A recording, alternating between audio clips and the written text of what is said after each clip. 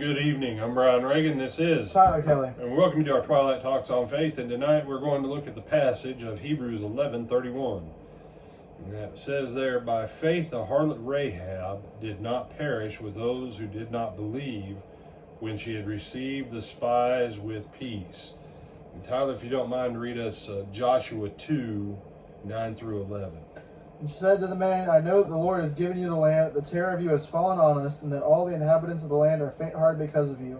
For we have heard now, or how the Lord dried up the water of the Red Sea for you when you came out of Egypt, and what you did to the two kings of the Amorites who were on the other side of the Jordan, Sihon and Og, whom you utterly destroyed. And as soon as we heard these things, our hearts melted, neither did there remain any more courage in anyone because of you. For the Lord your God, He is God in heaven above and on earth beneath. All right. And Rahab, of course, is in the bloodline of Jesus. I mean, Jesus had a prostitute in his lineage? Sure he does. Jesus has more than one.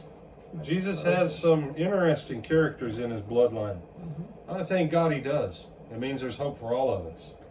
If the Savior can have a messed up past, as far as his family lineage goes, and still be the Savior of the world, then you have a place in God's plan in spite of your ancestors. But as it says, Salmon begat Boaz by Rahab. And so Rahab was young enough to have children even after the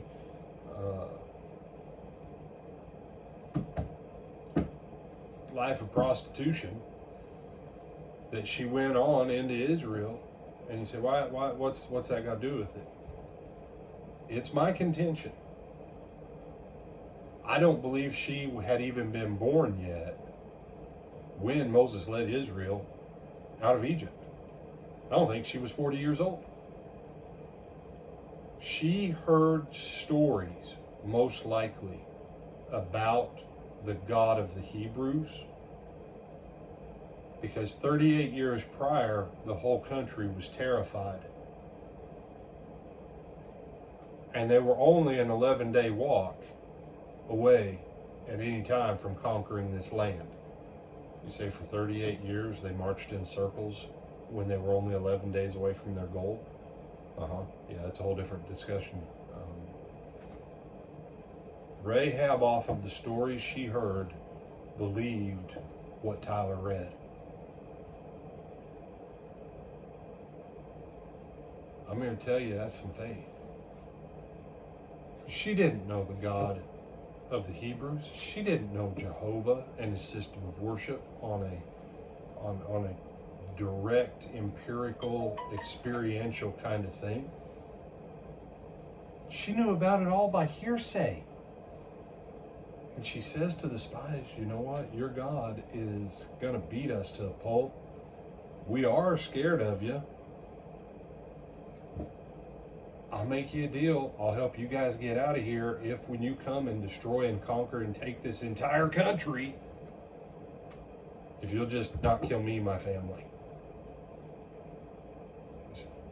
No, think about that. All she's got is hearsay. And she's like, when you guys take the entire country and you've destroyed my city, please just spare us. That's all I'm asking. I'll help you guys get out of here. That's it. Okay? Y'all, that's some faith. People give whatever, and people try and explain away Rahab's past. I don't know why. Embrace Rahab's past. Because last time I checked, lives in America and around the world are jacked up. And if God will go on ahead and bring someone like Rahab, messed up as she was, worthy of death under the law of Moses, and God will give her a fresh start because she comes in faith, there's hope for everybody. And she becomes grandma or great-grandma to David, the king.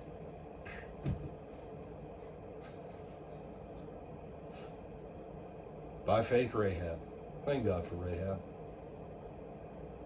For example, for her taking what little bit of faith she had by hearsay and placing all of her trust to be afraid of that God.